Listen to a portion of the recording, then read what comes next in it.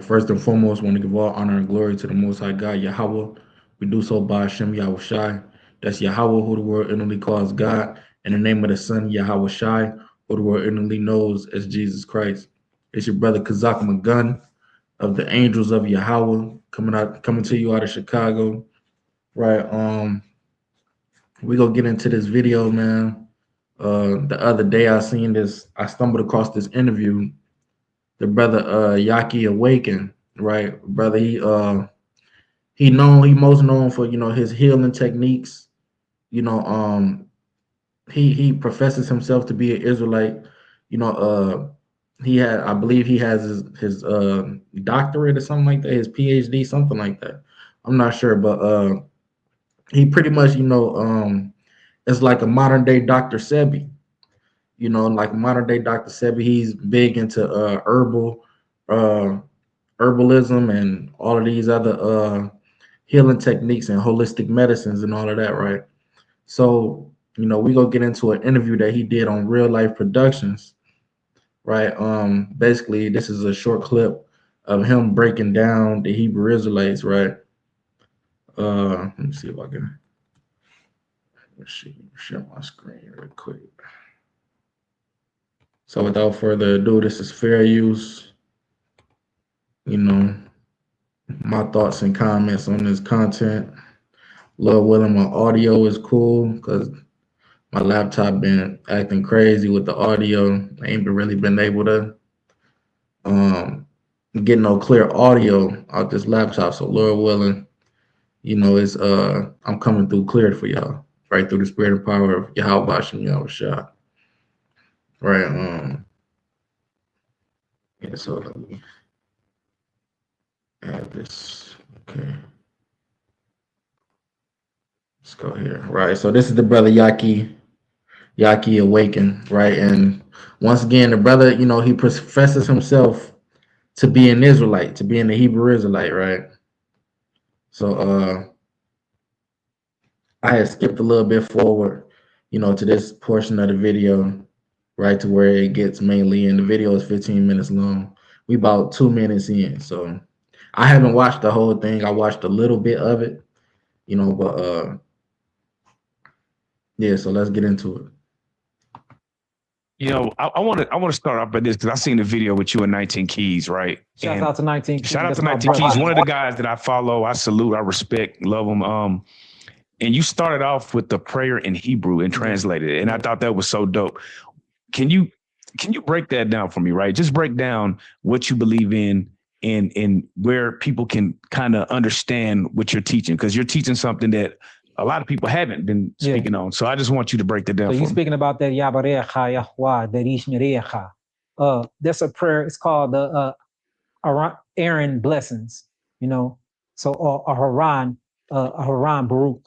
So it's the blessings from Aaron that he did over the people of Israel.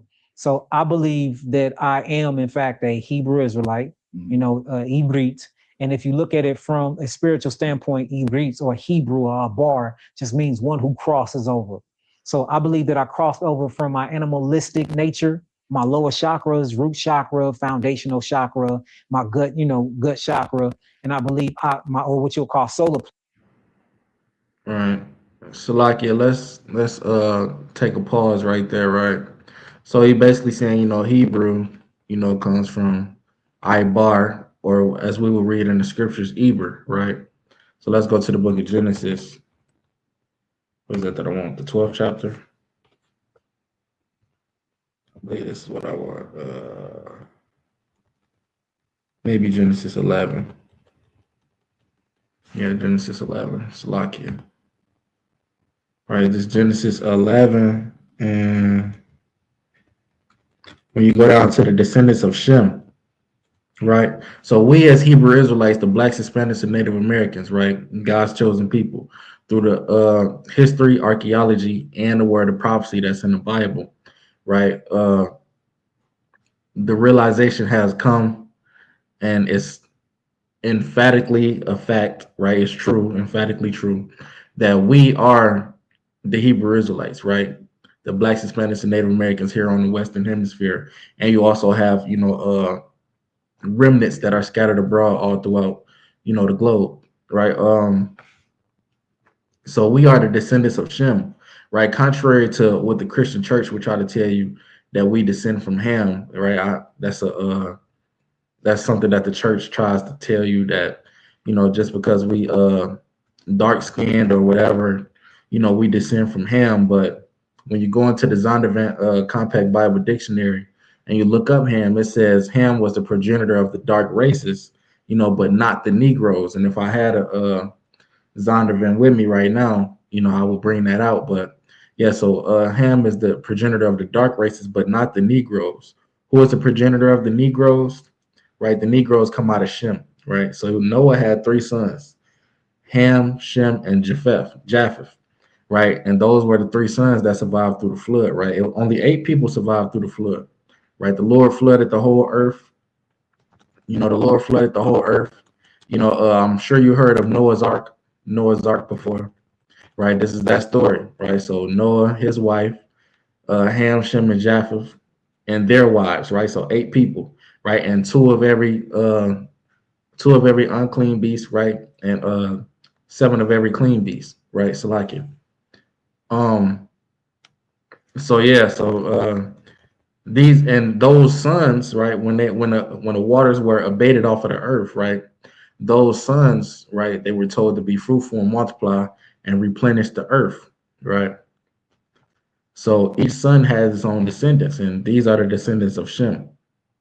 It say these are Genesis 11 and 10. These are the generations of Shem. Shem was 100 years old and begot Arphaxad 2 years after the flood. And Shem lived after he begot Arphaxad 500 years and begot sons and daughters. Right. So the reason why it's naming that son, or it will name that one son, because that's the chosen lineage that the Lord was dealing with. Right. That's why I say, he begot this, he begot him, and basically, begot sons and daughters as well. But it's putting focus on, one son out of the lineages. Right. So verse 12, it say, and Arphaxad lived 530 years and begot Salah. And Arphaxad lived after he begot Salah 503 years and begot sons and daughters. And Salah lived 30 years and begot Eber, right? Eber, right? As the brother Yahki said, Ibar, right? Hebrew comes from Ibar, right? As we would say in the plural, Ibar Yath, right? Which would make it plural Hebrews, right? So when we let's go to tools, and let's go to that word, right? So in the English, it's Ibar, right? In the English, it's Eber. In the Hebrew, is Ibar, right? Strong's H5677. Let's just get the definition of the word. Let's hear how they pronounce it. Strong's H5677. Aver. Right. Aver, right. Eber, Ibar in the Hebrew, right? Huh. So the definition, it just means the region beyond, right? The region beyond, meaning you came from the region beyond, right? So he said that, Eber just means Ibar just means to cross over, right? And in essence, he's not wrong, right? He's not wrong, but to be a Hebrew means that you descend from Eber, right? You got other nations that also descend from Eber, right? It's like, let's go back to the scripture. All right, hold on.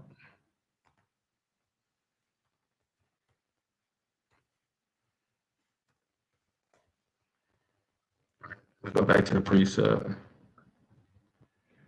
Right, so Genesis 11 and 14, it says, and Salah lived 30 years and begot Eber, right? And Salah lived after he begot Eber 403 years and begot sons and daughters, right? It say, and Eber lived 430 years and begot Peleg, right? Let's go back though, right? Because this is just giving the lineage of the sons of God, right? Which were chosen out of the line of Shem. But when you go to the previous chapter, right, and it gives you the same lineage, it's giving you all the descendants that came out of Eber, right? All the descendants that came out of Shem, right? So let's go to that. Genesis 10:21, unto Shem also the father of all the children of Eber, right?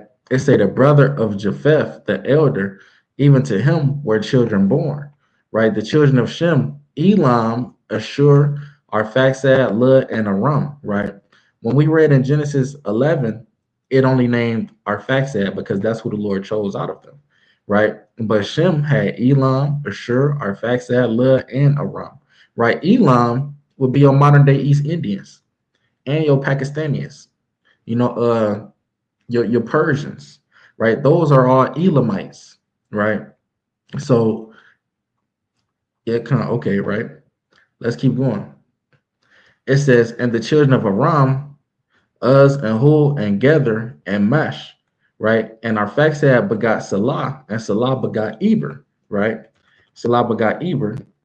It say, and unto Eber were born two sons. The name of the one was Peleg, for in his days was the earth divided, and his brother's name was Joktan, right? And Joktan begot Almadad and Shalef and Hazamaveth and Jerah, right? So all of these are descendants of Eber, right?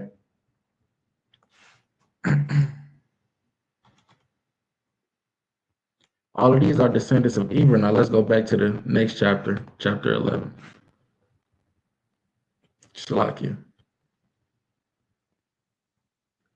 And we will all be Shemitic, right? Like we just read, Elam comes out of Shem, he will be Shemitic as well. So when the so-called, small hat, when he says, you're being anti, you know, whatever, he can't really say that because he's not the only one that's, Shemitic that comes from out of Shem, right? You have other nations that come from out of Shem, right? Like such as Elam, such as Ishmael, who is the so-called Arab, right? He would be Hebrew as well, right?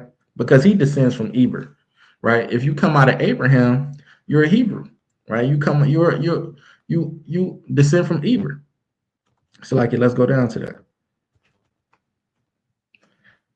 It says, and Peleg lived after he begot Reuel 209 years and begot sons and daughters. And Reuel lived 230 years and begot Serug. And Reuel lived after he begot Serug 207 years and begot sons and daughters. And Serug lived 30 years and begot Nahor. Right. So this is going all the way down to the lineage of Abraham. Right. And that's why they call Abraham the Hebrew, because he descends from Eber. Right. Let's go back to the brother though. Plexus, and I passed over and went up to my heart and my throat and my third eye, and now I'm vibrating out of my keter. So when you look at Hebrew from that standpoint, so I believe that I crossed over from my animalistic nature, my lower chakras, root chakra, foundational chakra, my gut, gut chakra, and I believe or what you'll call solar plexus, and I passed over and went up to my heart and my throat and my third eye, and now I'm vibrating out of my keter. So when you look at Hebrew. And Salakia, none of that is in the Bible, what he just said. This is why I want to, really do a review on this.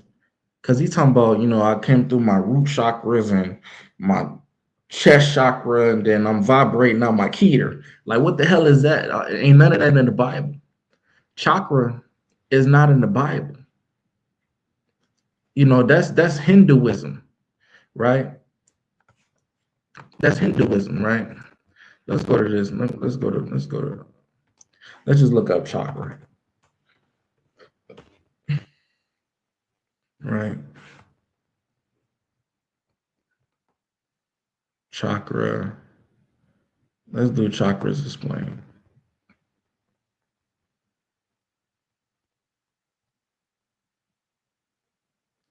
Right. So it says chakras are 7 energy centers in the body that influence physical, emotional, and spiritual balance. Each chakra has its own unique meaning and corresponds to different organs and aspects of life. Right. Root chakra, Maladura, right, which is what Yahki just said, is grounding and stability. Sacral chakra, right? I'm not even finna try to pronounce that. Creativity, emotional connection, right? It's hold on. All right. So it said all the way down to the crown chakra. Okay, wait. So he said throat chakra, communication and expression, right? Intuition and third eye chakra. He mentioned that. It said intuition and insight, and crown chakra, right? Spiritual connection and enlightenment. When these chakras are balanced, right? When these chakras are balanced, you feel grounded, confident, and connected. However, blockages can lead to stress and imbalance. Techniques such as meditation, yoga, and energy healing can help restore harmony. And I'm gonna let you know, all of this is idolatry. It's the worship of another god, right? Like I said, this is going into Hinduism, right? Let me see if I can go down, see if I can grab an article on this, just so I can.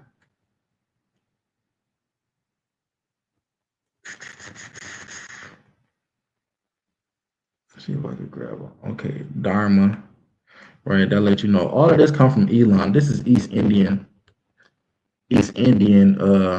influence, right? Let me see. Where does the study of chakra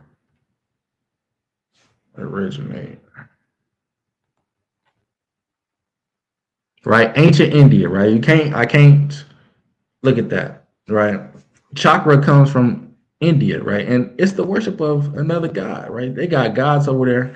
It says the Vedas, right? And the Vedas were worshipers of the god Shiva, right? They worship a god named Shiva. It's like, let me see if I can grab an article on there that had, dreadlocks, and I think Shiva got 7 arms or whatever, and a dot in his forehead. Let me see.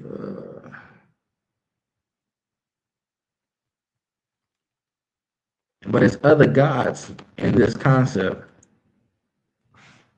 Let me see. I'm trying to find an article on this.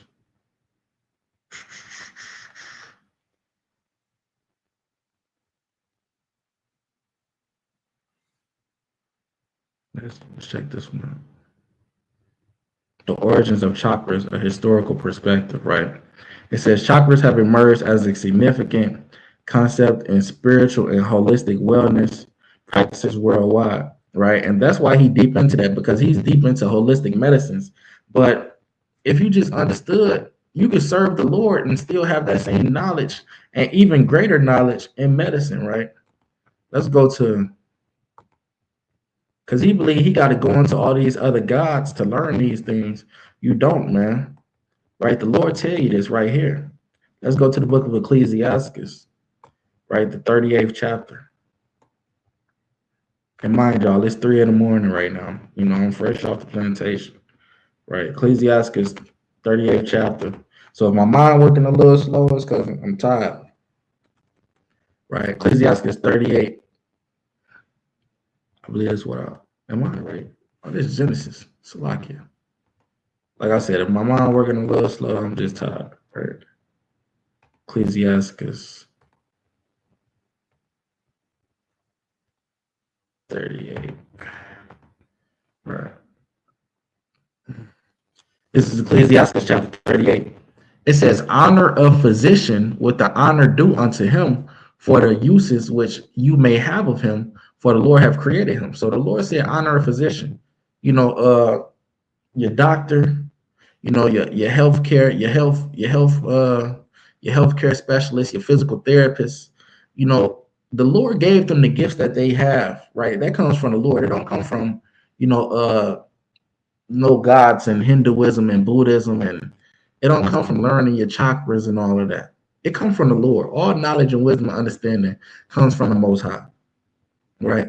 It say, and this verse when I explain it say, for of the Most High cometh healing, and he shall receive honor of the King, right? So from the Most High comes healing, right? If the Most High wants you to have the knowledge to be able to heal people and to be a healthcare specialist or whatever, or to be in the medical field, the Most High is going to provide you that knowledge. It didn't come from anybody else. Right? It said the skill of the physician shall lift up his head, and in the sight of great men he shall be in admiration. Right? Here go the point right here. The Lord, right? The Lord, the Most High, have created medicines out of the earth, and he that is wise will not abhor them, right? So the Lord created the medicines out of the earth, right? The Shiva or whatever God, the chakras didn't let you know about the medicines. It's the Most High that led you to that information, right? It's a of the Most High cometh healing, man, right? So let me keep going. Was it more I want to grab on this? Here you go, right here, verse 12. Then give place to the physician, right? It says, then give place to the physician, for the Lord have created him, right? So the Lord gave the physician, his abilities. It say, let him not go from thee, for thou hast need of him, because people is always sick. It's always go come a time where you sniffing or you feeling unhealthy, or you might have some type of ailment. You might trip on a rock and down twist your ankle. Anything can happen. Might jam your finger, stump your toe, whatever. Bump your head, whatever. Get bit by a mosquito, catch malaria, whatever. The physician has, the skill to, heal you from those things. But ultimately it's from the Most High, because the Most High gave him that skill, right? But the brother want to go into, chakras and all of that, which ain't got nothing to do with, healing and all of that, right? Because all of that comes from the Most High. It says, however, their origins, interpretations, and applications can be traced back through various cultures and historical periods. This article delves into the historical foundation of chakras, right? Let's go down to the bulk of the information. The concept of chakras in ancient texts, right? They say the term chakra originates from the Sanskrit. The Sanskrit people are East Indians, right? Elamites, right?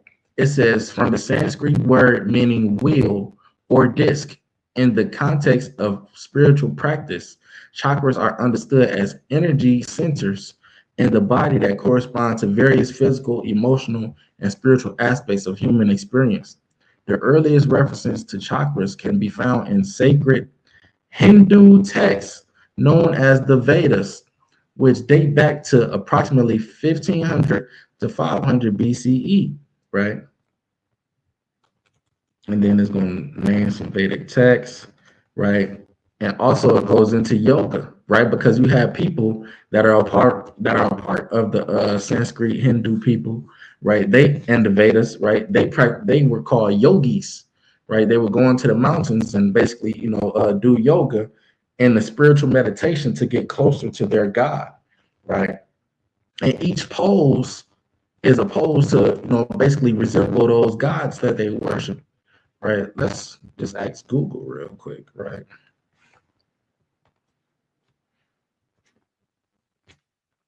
What gods do Hindus worship, right?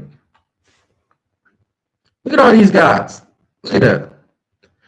They say Vishnu, right? Saraswati, Ganesha. I heard of that one before, right? I think that's the elephant one.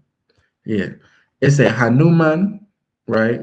God of strength, right? Each god got all of these principles. It's a preserver deity. Is Vishnu. Saraswati is goddess of learning, right? Ganesha is remover of obstacles. Hanuman is god of strength. Shiva, right, which is where all of y'all that love y'all dreadlocks, right, is the destroyer deity, right? Lakshmi, whatever, goddess of prosperity, right? Kartikeya, god of war. Indra, king of gods, right? Is it more? God damn. Right? Look at all these. They got a whole pantheon of gods. Right? Look at all this. Look at all these gods. All these gods fall under Hinduism. You don't know who the hell you worshiping. You just doing anything. right? And we're gonna get more into it. Look at all this, all these damn gods. They got water gods, goddess of power. Look at all that. It's crazy work. So when you're doing yoga and when you're talking about chakras, these is the people that you worship, right? These are the people that you worshiping right here, right? Let's go back to the video though. From that standpoint, which means to cross over, Abraham, he wasn't called Hebrew until Bereshit chapter 15, I believe, or 12. And that's Abraham. Once he got his stuff, he heard from Yahweh. He took all this stuff, he crossed over the Euphrates River, and he went to look for the promised land, right? That's when God gave him the name Hebrew. And that's false information, right? Abraham, the Hebrew,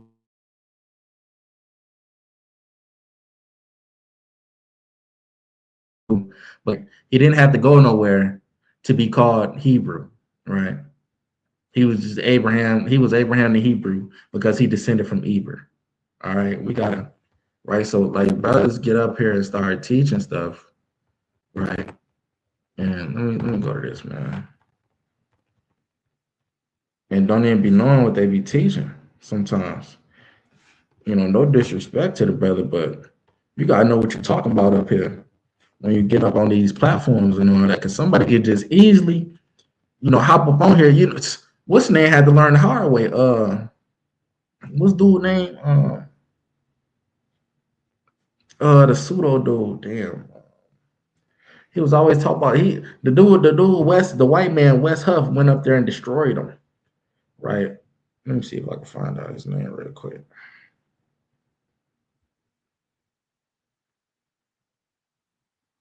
Billy Carson. Right. The dude Billy Carson went up there because he just be spitting all this random ass information without no claim, without no information to back it up. No citations, none of that. You just saying stuff. And somebody just come up there and just destroy you when they just pull the facts out, when they pull the real facts out. Because our people, they flock to people like Yahki Awakened and Billy Carson and all these other people because pseudo information is pleasing to the ears. It sounds interesting. It sounds deep. It sounds real profound. It sounds like he reached another level of throat chakra and his keter is just busting open with information. That's just people flock to shit like that when really it ain't no knowledge. I just sit here and just prove to you that that just he talk about he a Hebrew Israelite, but he's so deep into worshiping other gods, it don't make no damn sense. And he finna cut himself as we keep watching, right? Because that's the point where I watched up to, where he cut himself. And I was like, nah, I'm gonna do a video on this. Right. But this brother, he need to do this, man. Right. This Hebrews 5 and 12. It say, for the time ye ought to be teachers, right? So he want to get up there and teach, right? It says, ye have need that one teach you again, which be the first principles of the oracles of God, which is the word, this Bible, right? The law, right? And what he's talking about in Genesis is considered the law as part of the Torah, the Torah, right? The Torah and the Tanakh, right? And then you got the New Testament. So he's bringing out these accounts that ain't really matching up to what he's saying. He needs to be retaught, right? He needs to be retaught with the milk of the word, man, right? Because this is milk. These are things that you learn when you first come into the truth. I believe this brother been into the truth for, you know, a minute. Well, he so-called, I ain't gonna say he in the truth because he dealing with all these different types of spiritualities and all that. Can't say you in the truth. It say, for when the time you ought to be teachers, you have need that one teach you again, which be the first principles of the oracles of God, and are become such as have need of milk and not of strong meat. Right. So he need to go back to the milk and relearn, man. That's what this scripture is saying. It says, for everyone that useth milk is unskillful in the word of righteousness, for he is a babe, right? He need to go back to being a babe and, you know, relearn, right? Because that's what babies do. Babies gotta learn everything, right? They got a fresh mind when they born, right? And that brother, he need to come get up under a righteous teacher, and with a fresh mind. And you can't put new wine. I mean, so like you can't put the wine in the bottles, right? You can't do that, right? You can't put new wine in an old bottle, right? You gotta come anew. From that standpoint, which means to cross over. Abraham, he wasn't called Hebrew until Bereshit chapter 15, I believe, or 12. And that's Abraham. It's like I didn't damn skip to the. All right, hold on, where I was at. Make it a habit. 7 minutes of Tai Chi. You saw it. The advanced Tai Chi workout. So it's the blessings from Aaron that he did over the people of Israel. So I believe that I am, in fact, a Hebrew. Slovakia.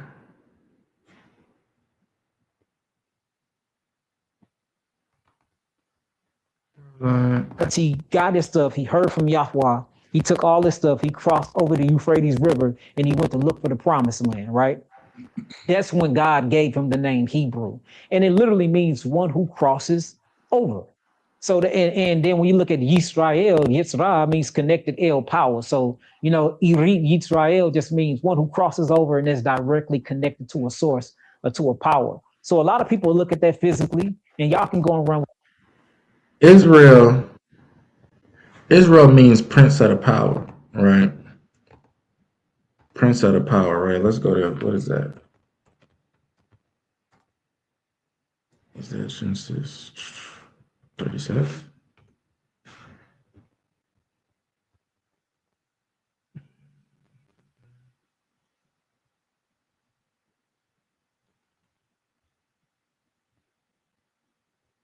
Oh wait, I'm way too far ahead. It's like Genesis. It might be 32. Might be 35. You gotta type it in. Let's see. Oh, here you go. All right, Genesis 35, and I'm gonna start at 9. It say, and God appeared to Jacob again, right? Jacob, his name was changed to Israel, as we getting ready to read. Jacob is the progenitor of the 12 tribes of Israel, right? It says, when he came out of Padan Aram and blessed him, and God said unto him, thy name is Jacob. So like it. I want to go up to where it said right there, but I want to go up to the actual account. When he wrestled with the angel.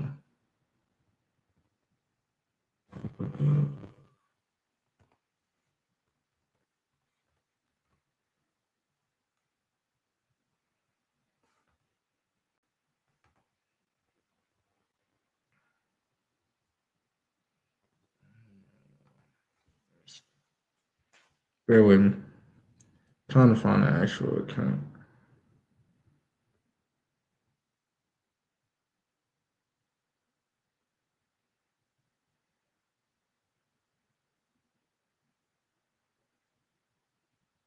$32.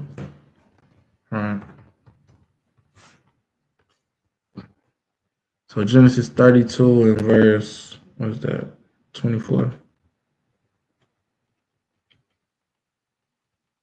All right, so Genesis 32 and 24, it says, and Jacob was left alone, and there wrestled a man with him until the breaking of the day. And when he saw that he prevailed not against him, he touched the hollow of his thigh, and the hollow of Jacob's thigh was out of joint, and he wrestled with him. And he said, let me go, for the day breaketh. And he said, I will not let thee go, except thou bless me. Right? So Jacob said, I'm not letting you go unless you bless me. Right? So Jacob was wrestling with an angel the whole time. And he said unto him, what is thy name? And he said, Jacob. And he said, thy name shall be called no more Jacob, but Israel, for as a prince hast thou power with God and with men, right? And has prevailed. So Israel means prince of the power, right? Yah meaning he, right? Shar meaning prince, right? And Allah meaning power, right? He prince power, right? He's prince of the power, right? So Yasharallah is how you would say Israel in Hebrew. Yasharallah. Yah, he, Shar, prince, Allah, power or God, right? So he is the prince of God, right?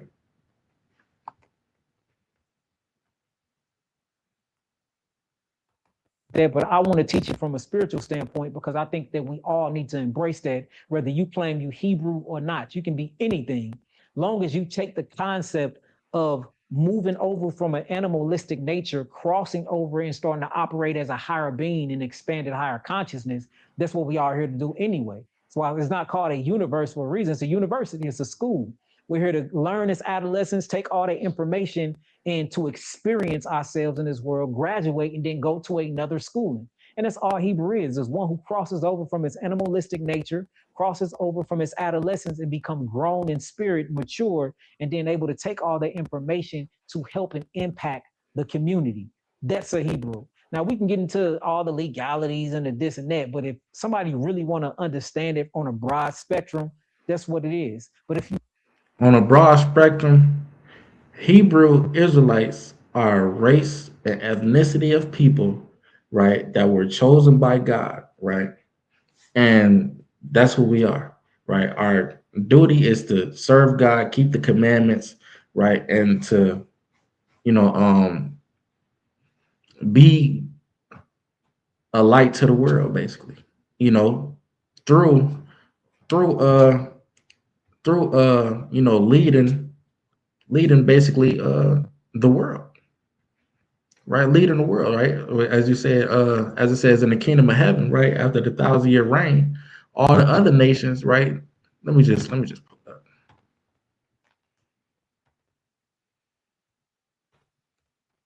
All the other nations will follow after, you know, our blueprint, the same way we had to follow after Yahweh Shah's blueprint to obtain salvation, right? In those days after the 1,000-year reign, right? The other nations, they're going to have to, you know, keep our ways, our law, statutes, and commandments. We're going to be the light to the world, right? It says, but in the last, this Micah 4:1, but in the last days it shall come that the mountain of the house of Yahweh shall be established in the top of the mountains, and it shall be exalted above the hills, and people shall flow unto it, right? So the mountain is talk about the nation of Israel, right? The mountain of the house of the Lord. We are the nation of Israel. We the mountain of the house of the Lord, right? It say people shall flow unto it. It said many nations shall come and say, come and let us go up to the mountain of the house of the Lord and to the house of the God of Jacob. They want to come, they want through us, they are going to come up, you know, to our sanctuary, right? To basically praise the Lord, right? To the house of the God of Jacob. And he will teach us of his ways, and we will walk in his paths, right? So they're gonna walk in Jacob's paths, right? And Jacob's paths is the paths of the Lord, right? It say, for the law shall go forth of Zion, meaning Zion is going to enforce the laws upon all the other nations when this time comes, right? And the word of the Lord from Jerusalem. So all the other nations are going to have to come, they're going to have to seek the Lord through us, right? That's us being a light to the other nations.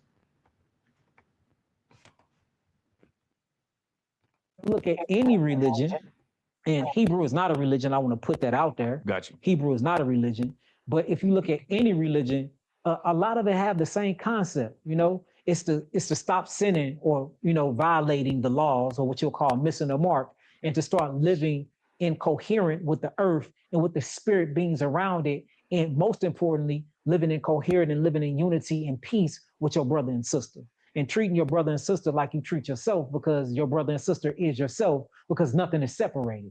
We all are one consciousness experiencing itself in 7 billion different bodies. What are some of the core teachings? And he was right on that. You know, Yahweh Shah said, on these two things hang the whole law, right? It says, you know, love thy God with all thy heart, with all thy soul, you know, and love thy neighbor as thyself, right? So basically, you know, you do unto your neighbor as you want to be, you know, done to you. So you don't want your neighbor to sin, so you don't sin, right? You don't want to sin yourself, so you don't want to suffer your neighbor to sin, right? So you go correct your neighbor, right, and not suffer sin upon him, as it says in Leviticus 19 and 17 on down. kings of Hebrew. Like I said, That's proper nation building. when I hear things, I'm just a student, right? I love learning. I have my beliefs, but I'm never closed-minded to just listening and learning. What are some of the core teachings and things people can learn from being the Hebrew? Man, it's a lot of them. Like, you know, a lot of people, they say that they don't believe in the Bible. Right. A lot of people say they don't believe in the Torah. Right. A lot of people say that, but like when you look at the fundamental conversations that's created around the Torah, for one, you know, thou shalt not have no other gods before me. Right. Right. That gives you discipline. You know, if you do believe in a God, if you do believe in a creator, why would you put another creator before that creator that you believe in? Facts. You know, see. So this is where I say he cut himself, right? Because he quoted, right, the first commandment, thou shalt have no other gods before me. Right? That's the most high Yahweh telling the children of Israel, you cannot worship no other God besides me. Right? But he just quoted chakras. He talked about chakras, you know, which goes back to the Vedas and the Sanskrit people, which are all East Indian people under the knowledge of Hinduism, right? And look at this on his neck, right? Brothers and sisters, y'all know what this sign is, right? That's called the Hamza sign, right? The Hamza symbol, right? Let's go to that Hamza hand, right? The Hamza hand. That's exactly what he has on right there. And I see a lot of people, they wear this as a pendant, right? But do y'all know what it means? Overview. The Hamza, Arabic, right? Kamsa, right? Referring to images of the 5 fingers of the hand, also known as the hand of Fatima, is a palm-shaped amulet popular throughout North Africa and the Middle East, right? Let's keep going. Right? The eye of Fatima and the hand of Fatima, right? Let's keep going. It says, commonly used in jewelry and wall hangings depicting the open hand, an image recognized and used as a sign of protection, right? So this is an idol, right? Because it's being used as a sign of protection, right? And many times throughout history, the Hamza is believed to provide defense against the evil eye, right? What they say? The standard name is Kamsa, right? With Maghrebi variants, Kamisa in French. Okay, it's given name. Let's go down to origin, right? Early open hand motifs and amulets are well attested across the ancient Near East, for in Mesopotamia, where hand amulets associated with Inanna Ishtar, right? Ishtar is a goddess. So this is associated with her. It's a word used apotropically, right, to keep out evil or disease. Scholars generally trace the Hamza itself to Northern Africa, Phoenician Punic iconography of the goddess Tenit, right? The goddess Tenit, let's see, Tenit or Tenet, right, was a chief deity of ancient Carthage, right? She is the consort of Baal Hammon, as Ammon is a local Libyan deity. So is Tanit, who represents the matriarchal aspect of Numidian. So this is another god. Like he said that, but you got another god around your neck. You know, you got another god around your neck. Let's go to this real quick.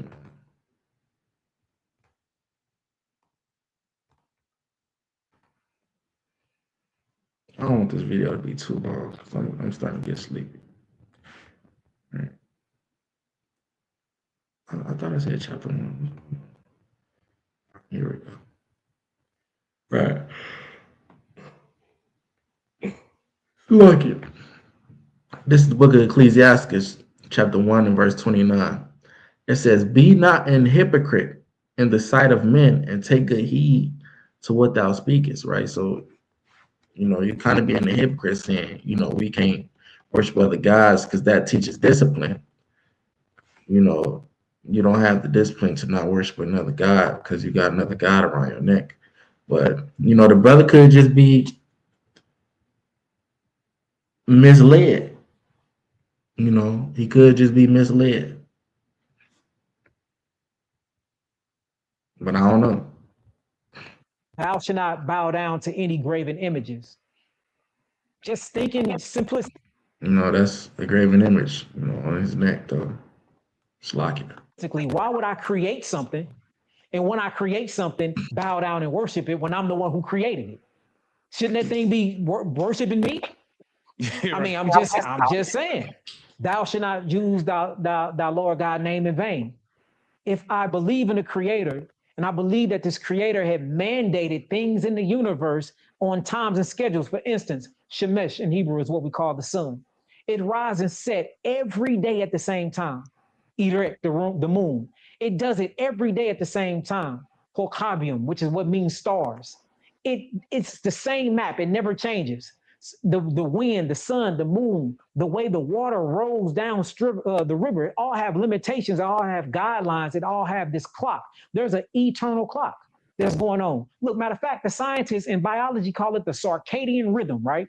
Yes. So even your body every cell inside your body, which is 150 trillion cells, have these biological clocks in it. Who is running the clock? So something, a creator, whatever you want to call it, have created this and it's running in its own time and it never skip a beat and it never skip a time. Why wouldn't I follow that to heal my body? Why wouldn't I follow that to be happy? Why wouldn't I follow? And that's right, because we got to serve the creator because it's him who made us, right? Let me just grab a quick precept on that.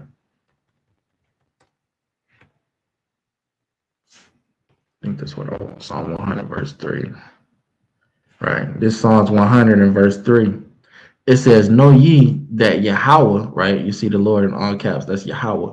Know ye that Yahweh, he is God, right? It is he that made us, right? So it's the Most High that made us, and not we ourselves. We are his people and the sheep of his pasture, right? So it's the Most High. He made us. He created us, right? He's the one that's running our clock, right? Like the brother just said, you know, and he could choose to stop our clock, or he could choose to, move our clock, continue our clock. Either or. It's the Most High, right? Like I said in Psalm 60, I think that's 68 and 20 or 60 and 20. He is the Lord our God. To him belongs the issues of death, right? So it's the Most High. He made all those things. He created the sun and moon and the stars and all that. You got people, they worship the sun, the moon, and the stars, but the Most High, he created those things, right? And he gave those things for the other nations to worship, right? What I believe that's Deuteronomy 4 and 19.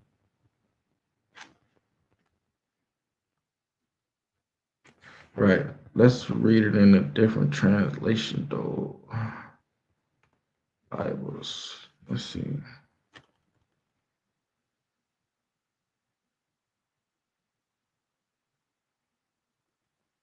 Right. Let's read it in NLT.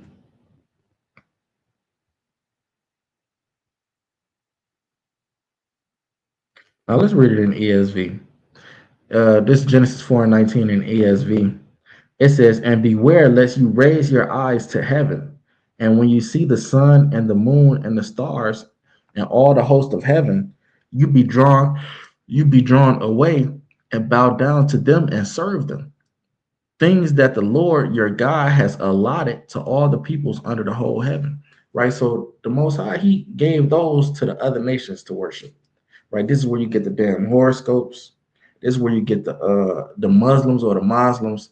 They put the star and the crescent moon on all of their inscriptions or whatever, because they worship the moon, right, and the stars, right.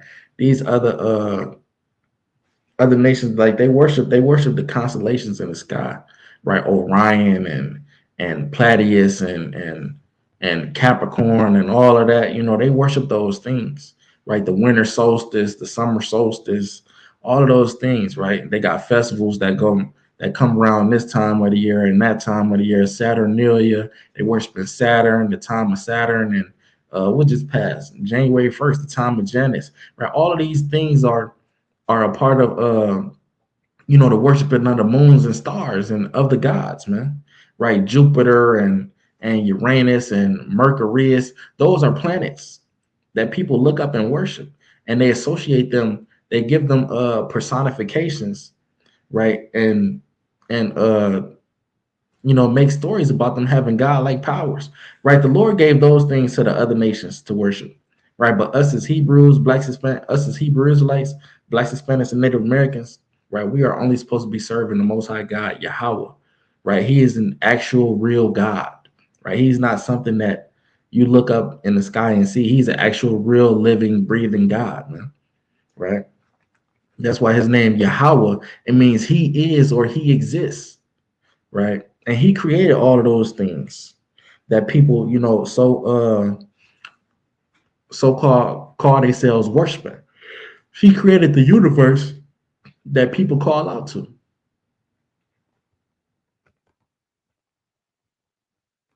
That to be in unison with the creator in its creation, whether we talking about animals, human beings, or spirit guides. So when you look at it in that way, why would I use the Lord God name in vain? Meaning taking all of this free information, taking the ocean, taking the water, taking the moon, the stars, the sun, and then pollute it when you didn't create it in the first place. See, a lot of people think using the Lord God name in vain is saying God damn me, or saying shit, fuck, or all these different God damn, or no, that's not, no, that is not using the Lord God name in vain. Using the Lord God name in vain is realizing who God is, and then you turn your back away from it and do the opposite, knowing that you're supposed to be asleep, at a certain time because your circadian rhythm is going to kick in. Know that when the sun go down, you need to be in what you would call low light setting or put on some red light, knowing that your body literally wakes up at 6 a.m. when your cortisol rises and your blood pressure rises and your serotonin rises and your melatonin decrease, for you can get up and you can have that hunger pain, for you can go and drink you some water to work out. Following your own natural biological circadian rhythm and clock and laws that God gave you. That's not literally purposely going against that is using the name in vain. And another one, remember the Shabbat and keep it holy. The Sabbath day, which is a rest day for all men. I don't care if you pick it on Monday, Tuesday, Wednesday, Thursday, Friday, or Saturday. You taking time out to get off your phone, to get away from EMF frequencies, to stay away from poisons, to not be out in the streets working and making money, but to sit down with your family, or what we call mishpacha, the family, and to share stories and to talk and commune with your family. What's wrong with that? Right. And talk about something higher than what you're living in this third dimensional plane of density. You take a day where you don't do nothing but love on your family and talk about God. Talk about God, whether it be about the trees, how the trees. He said, I don't care, what day, if you pick Monday, Tuesday, Wednesday, Thursday, right? But when you look at the Shabbat, you can't just pick a day, pick any day out the week to, keep the Sabbath. You can't do that, right? The Sabbath is, falls upon based off the new moon, right? Let's go to the book of Exodus 20. Right. The new moon determines the Sabbath. Right. So the new moon was just last week. Right. So like, was it last week? It was this week. Right. The new moon was, it was just last week. Right. And it fell on Saturday night. Right. So Saturday night. Before that, the new moon, the month before that, the new moon fell on Friday night. Right. So so for the next month, for that month, we kept the new moon. We kept the Sabbath Friday night, Saturday night, Friday sundown, Saturday sundown, right? Along with majority of the other, people of the Hebrew Israelite faith, right? They most majority of them keep Friday, Saturday, Sabbath, because the Sabbath is supposed to be the seventh day, so they just pick the seventh day of the week according to the Gregorian calendar, right? Which would be Saturday, and the day begins at even, so you start from Friday sundown to Saturday sundown, right? But people of my persuasion, we keep the Sabbath according to the new moon, right? So the new moon just landed on Saturday night, so for the next month, which would according to the Hebrew calendar, a month is 30 days. So for the next 30 days, we will be keeping the Sabbath, from Saturday night to Sunday night, right? And then, so on and so forth, whatever day the new moon, lands on next, which may be Monday, right? We will keep it from Monday night to Tuesday night, right? So in every 7 days, we keep the new moon. I mean, not the new moon, so like steady saying new moon, we keep the Sabbath, right? Exodus 20:8. It says, remember the Sabbath day to keep it holy. 6 days shalt thou labor and do all thy work, but the seventh day is the Sabbath of the Lord thy God. In it thou shalt not do any work. Right. So this is what he was saying. You can't do no work. When you go into this word work, it goes into economic, right? Economy, meaning dealing with money. Right. So it says, thou shalt not do any work, thou nor thy son, nor thy daughter, thy manservant, nor thy maidservant, nor thy cattle, nor the stranger that is within thy gate. So you're supposed to rest. Right. So it says, for in 6 days Yahweh made heaven and earth, sea and all that in them is, and rested the Sabbath day. Wherefore the Lord blessed the Sabbath and hallowed it. Right. So we got to keep the Sabbath. That's one of the 10 commandments. So we got to keep the Shabbat, man, and keep it holy. Hey, the birds and the bees, how are there certain connections and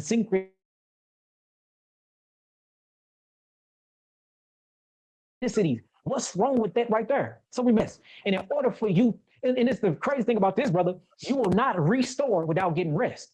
And the Shabbat day is a rest day. So if you look at restoration, those 4 words in the beginning spell what? Rest. So without rest, you get no restoration of the cell. So, all right, so God telling you to don't be a chump. Don't be bowing down to things you created. That's stupid. It's idiotic. It don't make sense. Don't be using the Lord God name in vain, meaning don't be going against the natural biological circadian rhythm that I set up for you. Don't put another God before me. Why would you put another God before anything that truly created you? Now, remember the Sabbath day and keep it holy. Make sure that you resting on this day. Honor thy mother and thy father, for your days will be long upon the earth. What is wrong with a book telling you to make sure that you respect the nutsack you came from and the womb you slid out of? It's so crazy. The question I have for you, right?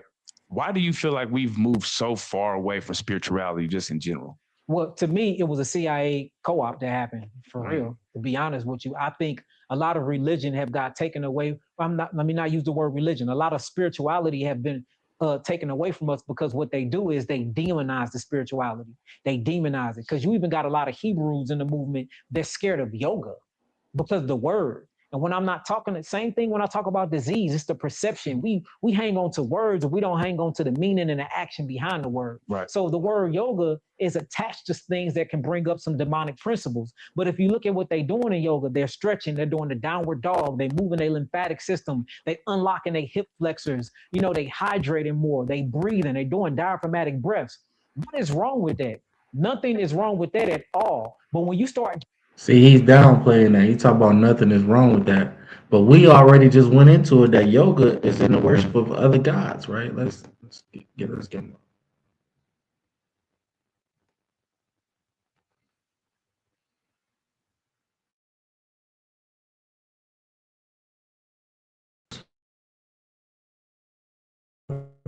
Yoga.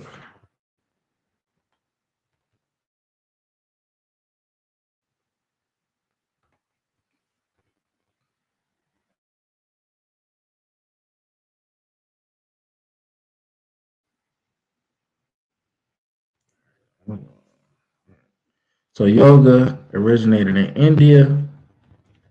What a surprise. Yoga may have pre-Vedic origins, right? It says yoga is a group of physical, mental, and spiritual practices. So yoga is involved in spirituality, right? It says practices or disciplines that originated with its own philosophy in ancient India aimed at controlling body and mind to attain various soteriological goals, right? Let's keep on.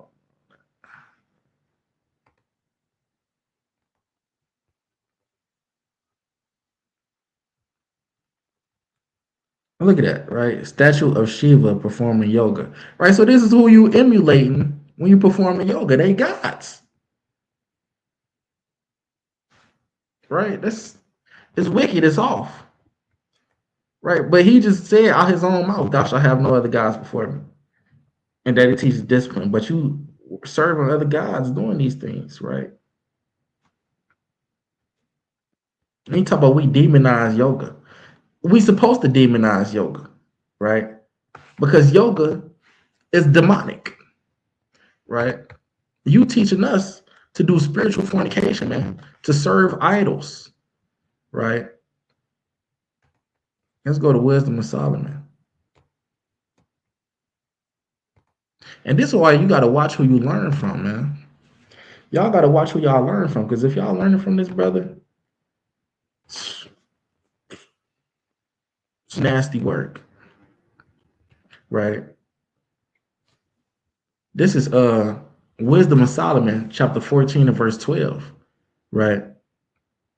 I'm gonna actually go up to verse 11. It says, therefore, even upon the idols of the Gentiles, meaning the idols of the nations, shall there be a visitation, because the creature of God, they are become an abomination and stumbling blocks to the souls of men. So idolatry is a stumbling block, right? Serving idols and getting tied up in that, it's a stumbling block, meaning it's something that's gonna make you fall, right? This brother, yoga and the Hinduistic practices and the chakras, right, that he's so much into, trying to mix that with being a Hebrew Israelite, it's gonna be a stumbling block to him, right? Because you can't mix those things together, right? You being lukewarm, right? You being over here and over there. The Most High just wants you over here, right? You trying to mix other gods with this, forbids that. It say, and the snare to the feet of the unwise. So people,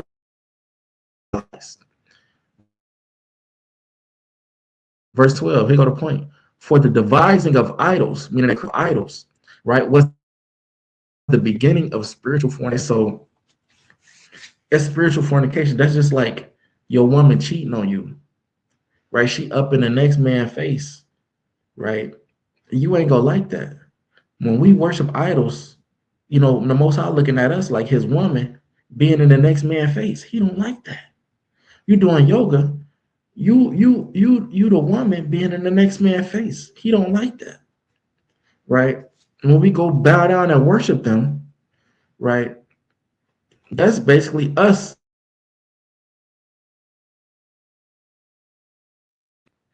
It's an invention of, right, you corrupting your life.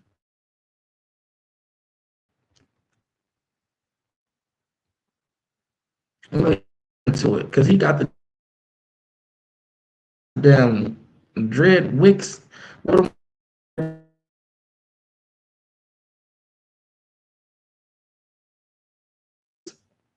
me just pull it up for y'all. Let me just pull it up, man.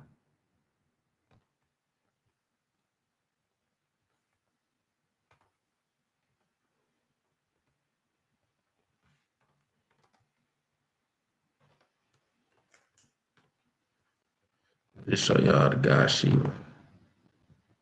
Look, look,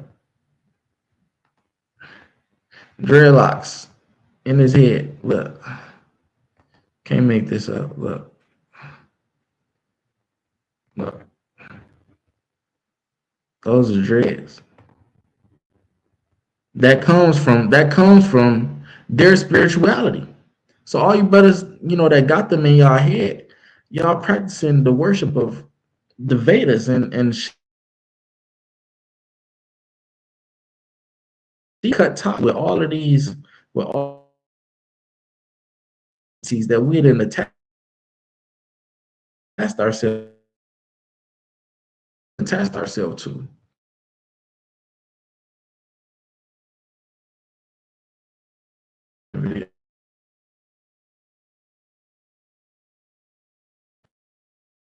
This last precept.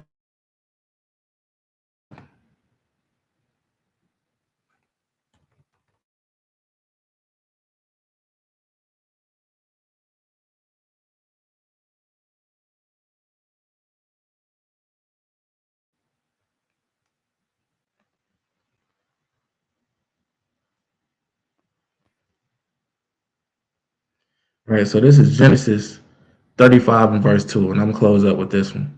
It say, Then Jacob said unto his household and to all that were with him, Put away the strange gods that are among you, and be clean and change your garments. And that's what we need to do. We need to put away, meaning throw them away. Put away the strange gods, meaning the gods of the other nations, the gods that, we not to be, dealing with. Put them away, right? It said, and be clean, because why? That dirty us up. It's saying change your garments, meaning change your mindset, change your understanding, change your ways of life, man. Right? The brother was saying cross over, but he's still in the muck, right? You ain't even fully crossed over. Right? But yeah, with that, I want to give all honor and glory to the Most High God, Yahweh Bashem Yahushua. On to the next one, man. Shalom.